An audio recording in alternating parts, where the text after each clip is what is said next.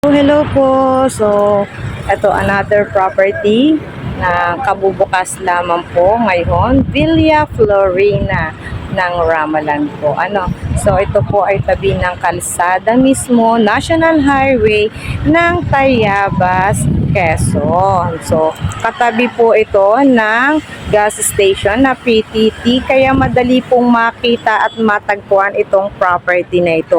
Malapit na din po sa Sariaya, malapit sa bayan ng Tayabas. At sa kung makikita po ninyo doon sa dulo na iyon, ay overview na din po natin ang dagat. Kaya kung magpapatayo ka dito ng bahay at up and down, ay kitang-kita mo, at the same time din po ay kitang-kita po ang bundok na iyan na Mount Banahaw.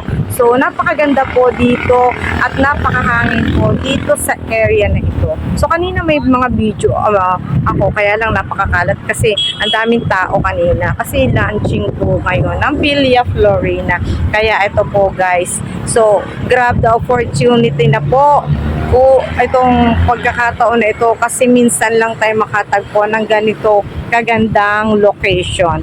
So ang area po dito is 80 square meter at saka 100 square meter. So kung gusto nyo po na mas malaki, pwede din naman po.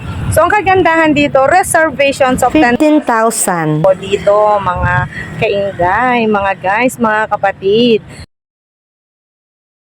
Then pag lumabas na po ang pwede na din po mag-reservation tayo.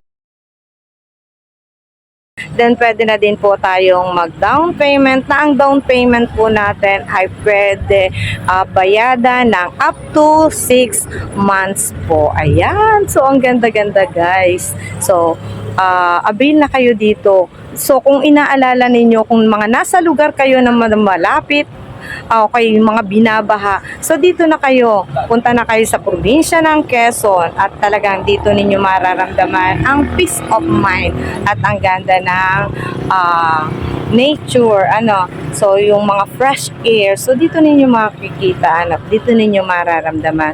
So ngayon, kung naghahanap talaga kayo ng gusto niyo ng pang province, so dito na po, avail nyo na po dito. So madami tayong property na pwedeng ibenta. Meron din po tayong bagong bukas sa kamay sa So ito po muna, dito muna tayo sa Villa Florina, sa Barangay Baguio, Tayabas, Quezon. So ayan guys.